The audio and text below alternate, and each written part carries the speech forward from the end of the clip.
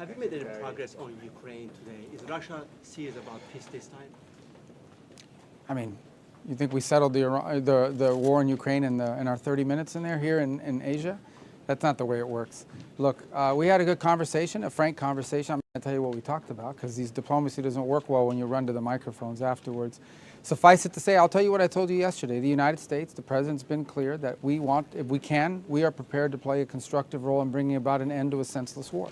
And we're ready to do that. And we, of course, expressed that, and we've expressed it in other means. So we talked about other things as well, though. Did you talk to him about Russia sharing information with Iran targeting U.S. troops? Well, who says that they are? Are they not? Who says they are? Peg said the knowledge that Russia was enabling in some ways, Russia and China. Yeah, but that's a different question from what you just asked me. Who said that they're doing There's that? been reporting that there's Reporting in the media? Yeah. Oh, then it must be true. So is it It's not in the true? media. It's a leaker. I'm not going to, let's imagine that were true. I certainly wouldn't discuss it in the press. I've already told you guys yesterday something, and I was very clear about it. Nothing that Iran is doing, nothing that anyone's doing to help Iran is in any way increasing their ability to target Americans. What you need to all understand, because we've explained this repeatedly, is Iran has spent the better part of 20 years not just sponsoring terrorism, but building long-range rockets, short-range missiles, and drones. And they were intending to build them a lot more. They were intending to double their stockpile of the stuff you're seeing them use now. They were going to double that. And they were going to use that and hide behind that to say, we're untouchable. We can now do a nuclear weapon, and you guys can't touch us or we'll overwhelm your air defenses, which is why the president had to address this threat. And he did, and he should have. And other presidents should have done it earlier. The world will be a safer place because we addressed it. Unfortunately, you know, in the short term, it creates disruptions. But you know what's really disruptive?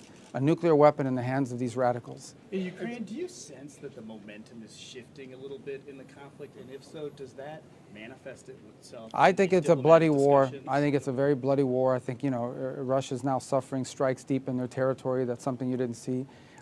At the end of the year, the winter's still going to hit Ukraine, and they're, you know, obviously going to have to defend their airspace. People suffering every day. I think it's the only conflict, I've been told, it's the only conflict that anyone in the military can recall where the killed in action rate is higher than the casualty rate. That's how bloody it is. The Russians, I believe, are losing upwards of 5,000 to 6,000 soldiers a week.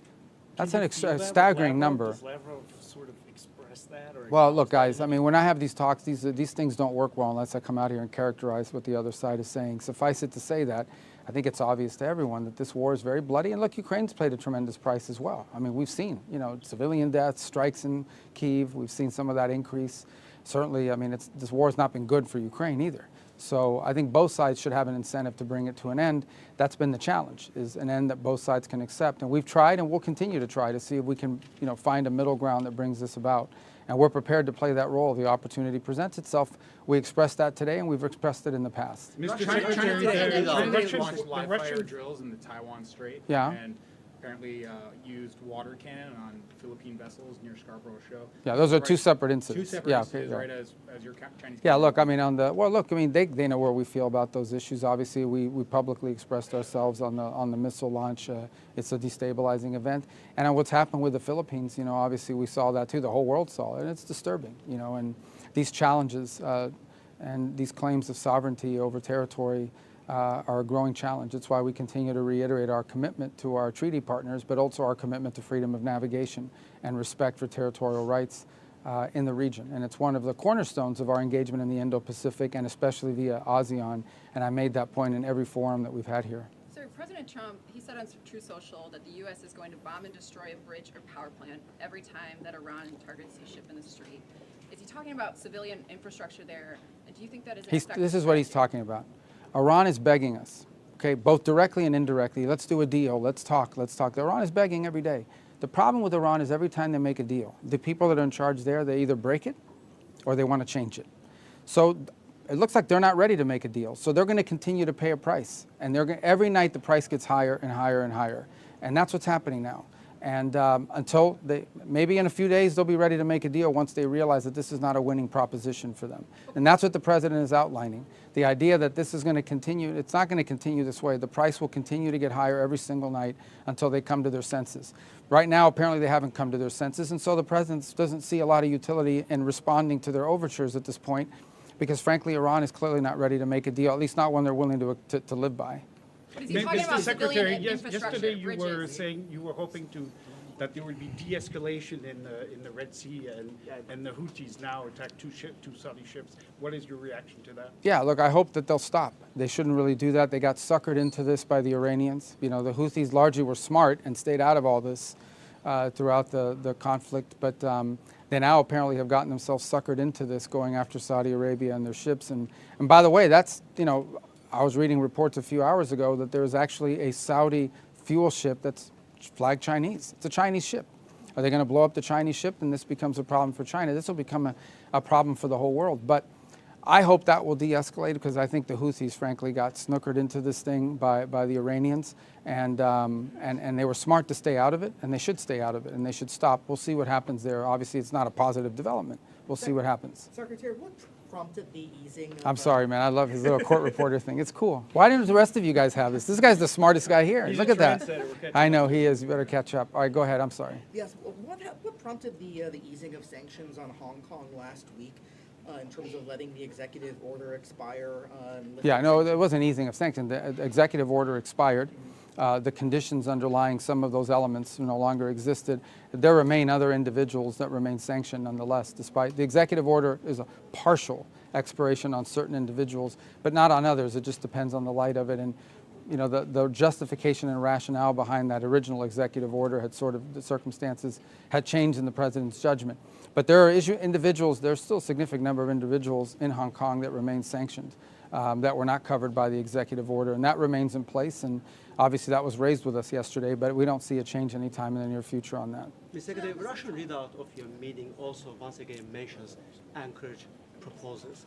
Can you please clarify what those proposals are and how relevant are they today? Yeah, I mean, there was no, proposals, we know they've been reported about, they call it 3+2, the trading of terror, but those failed. You can't have a peace deal unless both sides agree to it, and the Ukrainians would not agree to it, and so that's why that effort didn't work. So we'll have to find new suggestions and new ideas, because certainly that one, it was not acceptable to Ukraine at the time, and I don't think it's acceptable to them now either. In fact, it's probably less acceptable to them. So, you know,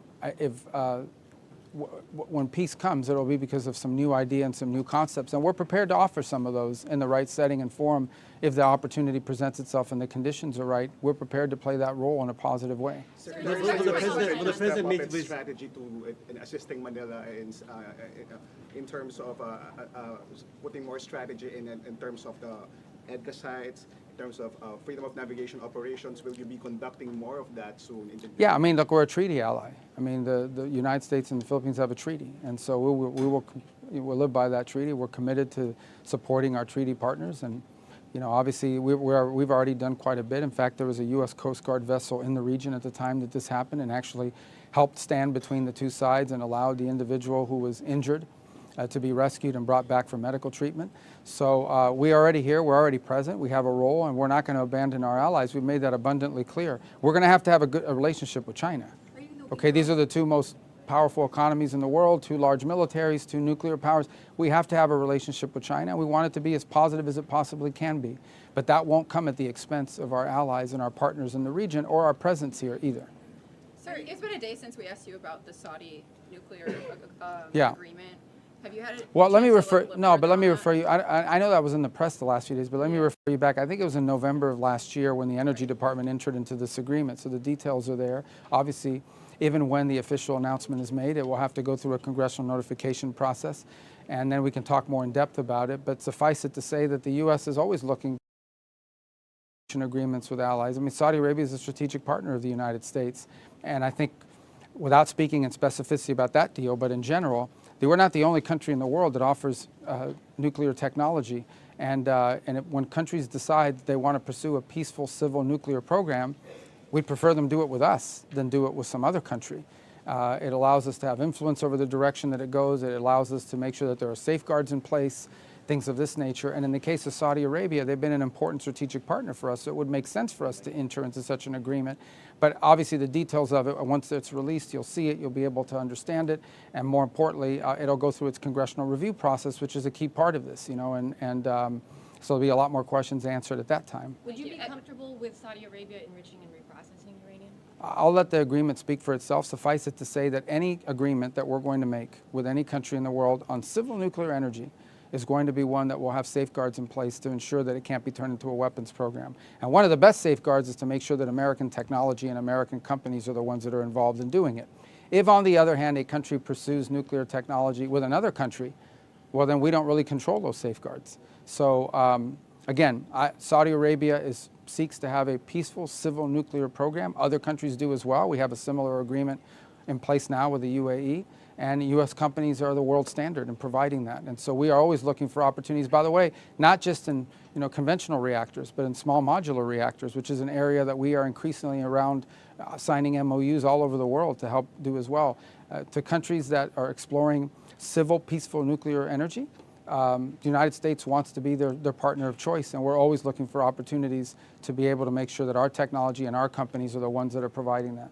Does anybody over here have questions? Because this side is really lopsided. Go ahead. The U.S. put sanctions on China's Moonshot AI for apparently distilling. I don't have any announcement on that today. Go Shouldn't ahead. the Saudis agree to the additional protocol? It's sort of the gold standard.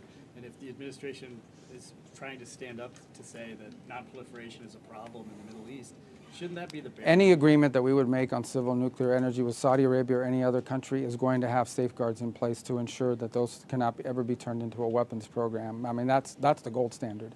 And obviously, we live in a new era. There are competitors that we face, so we'll have to adjust individual deals to that reality. We're not the only show in town, but we're the best show in town. But we want to make sure that it's our companies they're picking. So again, we understand any deal we enter into with any country will have to go through a congressional review process.